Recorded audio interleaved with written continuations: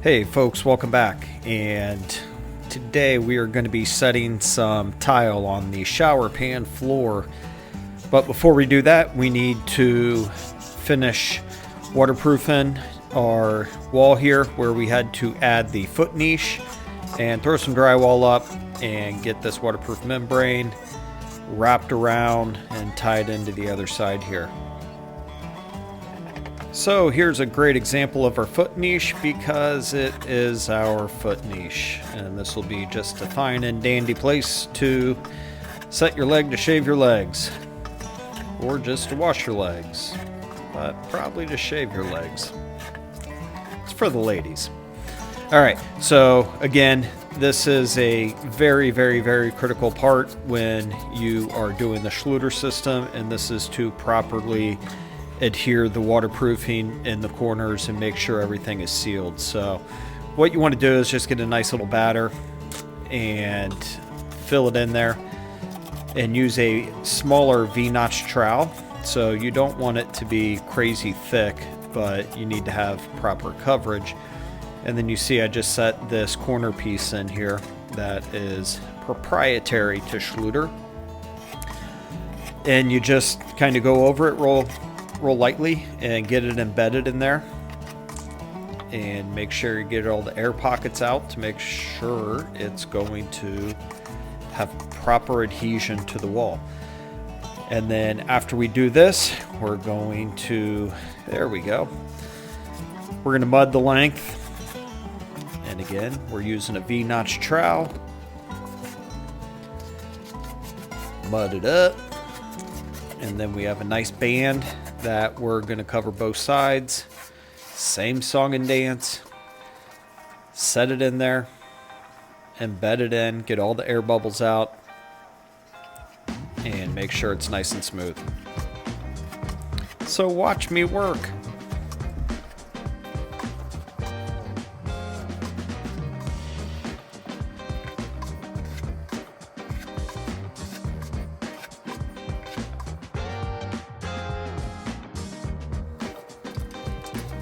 Alright folks, your eyes are not deceiving you. You are actually seeing tile. That's right, that is tile. That's what's going to go in the shower. Dear Lord, thank you. We're finally building and using tile. So yeah, this is a little bit time consuming, but it makes it easier if you just dry fit all this. And each one of these sheets are pretty expensive. I believe each one of these sheets is somewhere around 18 bucks a sheet. So you start making mistakes on 2 or 3 of them, and that cost just kind of really starts to add up. So we don't want any part of that. And so we're just going to take our time here, and we're going to get all of our measurements. We're going to lay it out. We're going to make sure we get all of our cuts exactly the way that we want them.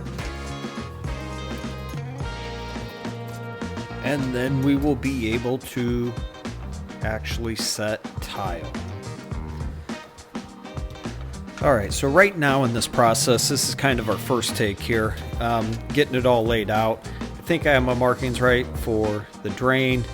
Turns out I do not. I end up flipping all the tiles around. Don't remember why, but it was wildly important to me at that time to do that. And it worked out swimmingly.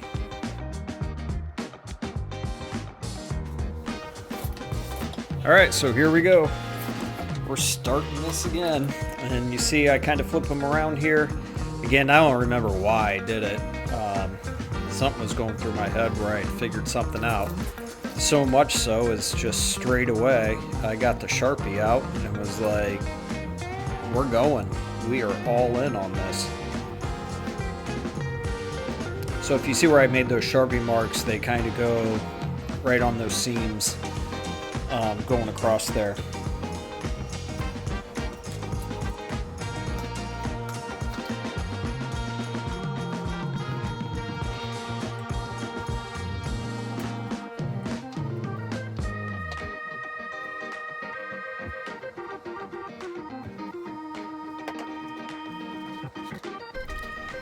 Alright, so it appears here that we have made our cut for the drain. We'll always start at the drain and try to get all that centered up. And you see it really did come together very well. I got a new tile saw that I very much am enjoying right now. It is making very, very nice cuts. I'm so happy I purchased it. It will be with me for a long time.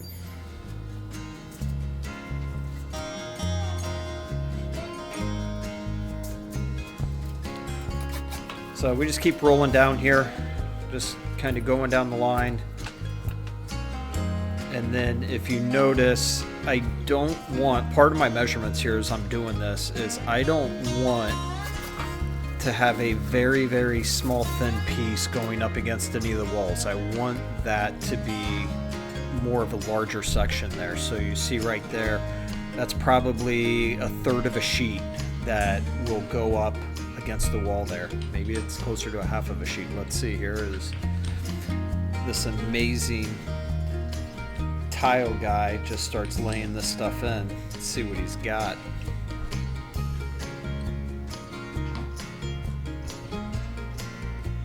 Don't drop it, bozo.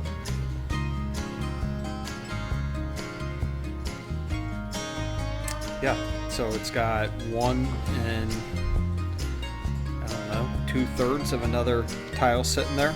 And then obviously one fell off, so we'll drop that in, but you'll never even know. And so it almost looks like we know what we're doing. We don't, but hey, let's pretend. Fake it till you make it, right?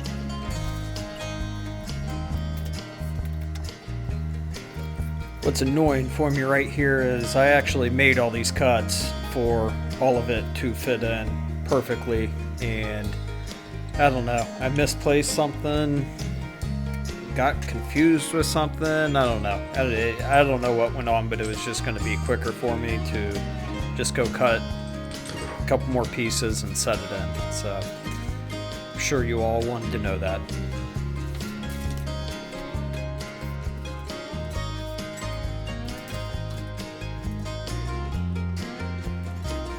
Alright, here's another quick pro tip for you. You see my tape measure there. Make sure that you have 3 or 4 tape measures for the job. Have a couple at the wet saw and a couple up at the job. If you think you're going to be doing this with one tape measure, you are going to be in pain because you're always going to leave one either upstairs or downstairs. So have multiple tape measures. You are very welcome. Unless you're trying to get tons of extra steps in. Booyah.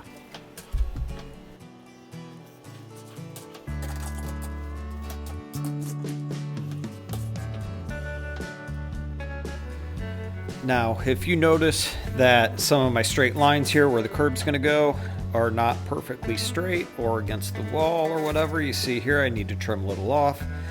That's a-okay. Because after that curb and along the wall, obviously we have tile going up the wall, so it will cover any of those imperfections.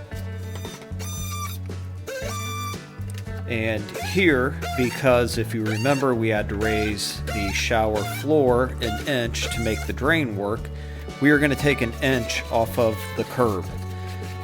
And we're doing that so the curb doesn't look like it's crazy, crazy high. And it works out perfect. So taking an inch off the inside is not a big deal whatsoever.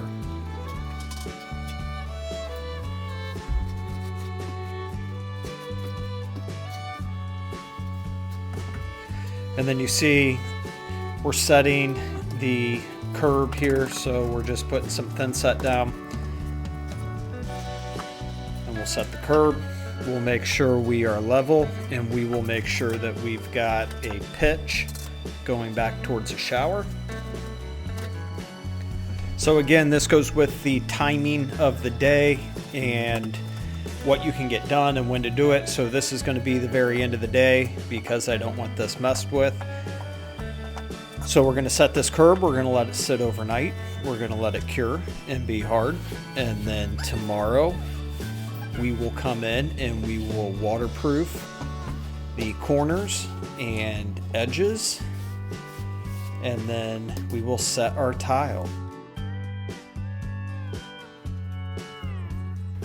So let's finish knocking out waterproofing the shower pan. Again, I cannot stress the importance of doing this right and making sure that it is sealed properly.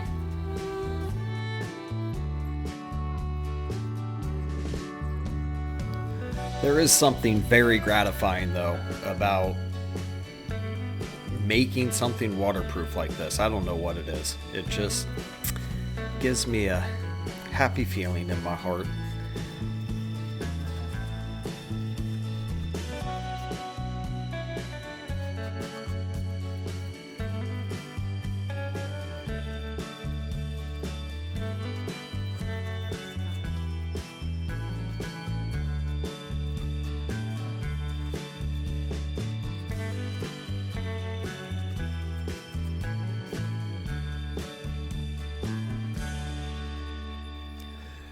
So if you can't tell by now, this is obviously very tedious and time consuming, and the membrane's a little sloppier than tiling because you're supposed to have the all set a little runnier, or quite a bit more runnier than what you would have for the actual tile. So just makes it a little sloppier to work with.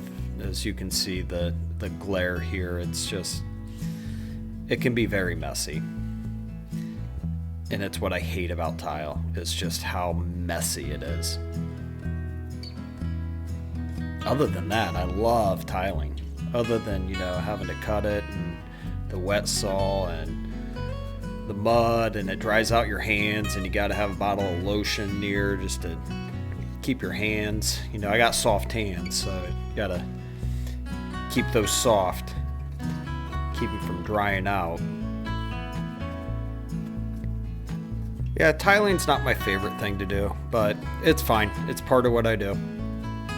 It's one of the many tasks and craftsmanship trades that I have learned how to do.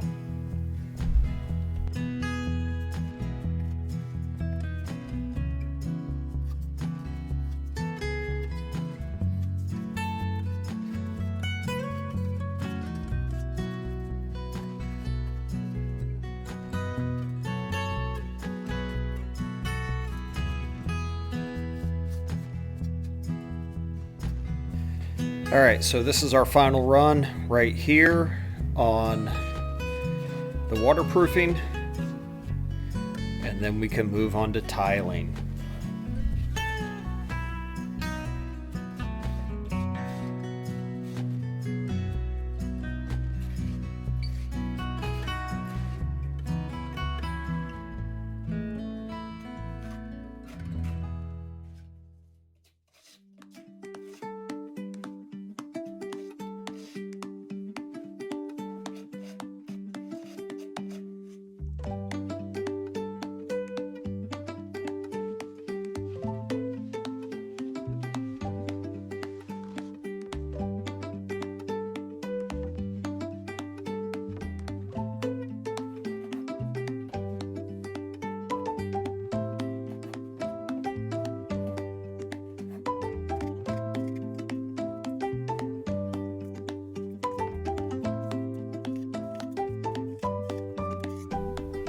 Alright, and if you have made it this far into the video, you must like something here. And if you are not a subscriber, we would love to have you on board. I throw a couple videos out a week. I try to anyways, and we're gonna try to get this thing going. I feel like I'm getting better at editing and all this other stuff. But if you have made it and you're not a subscriber, what do they say? Smash that like button, comment below, call your grandma, tell her And all your tiling buddies. Yes, let's do it. Let's tile. Here we go. Bam. Finally. Let's do this. I love you, Taylor. All right, so we are going to start at the drain. And there is a pretty good pitch at the drain. We don't want to put too much there. We want to make sure we keep that pitch, and we also don't want all that mud to go through. So we're going to set our drain first here, and we're just gently going to push it in and set it. Remember, soft hands. And I'm going to fill out here, do a couple sheets in each direction, and then I'll go, as you can see right here, I'm going to go back over and set over the top of it. And especially right here around the drain, we don't want to push too hard. We want to get it set, but again, we don't want all that mud to come up through, because then it just makes a mess. And if you think that I did all this without making a huge mess and having to clean out all those joints, you, my friend, are an idiot. I am not that good. Very few people are that good. But through the power of editing, I can make it look like I know what I'm doing. I know what I'm doing. Alright, so you see here, what I'm doing is I'm sliding. Whenever you tile like this, you want to slide that over. And if you can see where my thumb is, a little mud seeped through there. And it got worse and worse, and I saved you from all of that. There was quite a bit of time just getting that set, because again, you do have a pitch and you want to make sure that it's consistent all the way around. But once you get this set around the drain, you can really rock and roll. So here we go. Again, we slide it over and we just let it fall into place. And then we drop it, and then we'll mash it down. Not with your hand. Come on, dude. Typically I use a float, a grout float. Did not have it with me, so I had an extra trowel, and since that's flat, I use that to mash it down. Yes, please.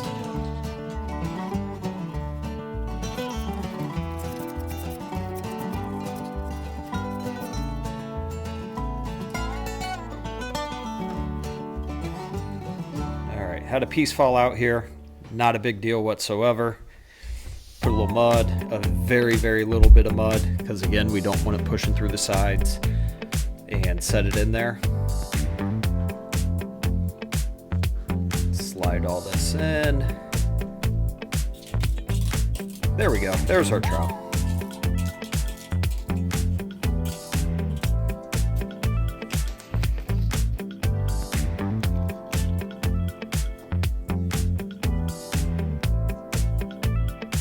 And let's keep this party going. Let's go.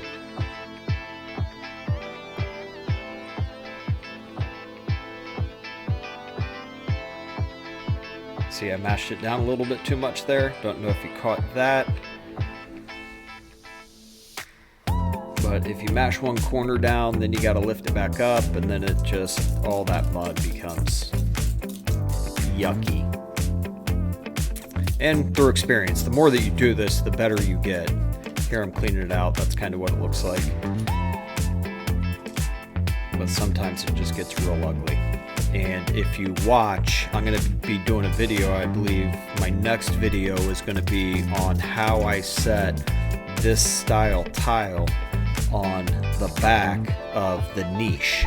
And I will show you a little trick that is extremely helpful to keep any of that mud from coming through. And if you're planning on doing a backsplash or a tile project, anything like that, you will appreciate the pro tip that I will show there. Look at that, that's a teaser. I did a teaser.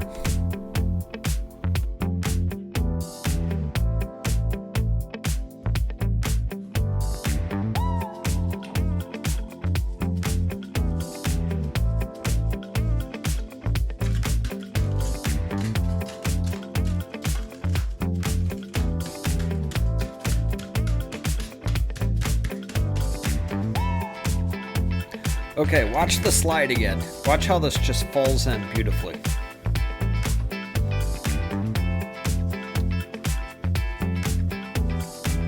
That's how you set tile. That just went in very, very nice. We got a little corner piece we got to drop. There we go. But that's why you slide it over. It really, really does make the process easier and cleaner. So make note to yourself, if you ever tile, to do that.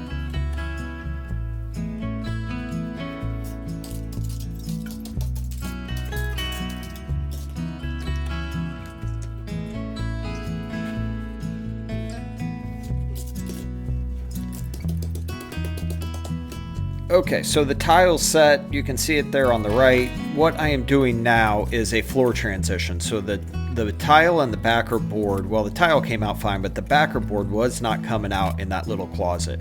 So the easiest thing to do in this situation is just to take this thin set and build a transition and spread it out and gently have it slope away from that transition, and you would never be able to tell that that's there.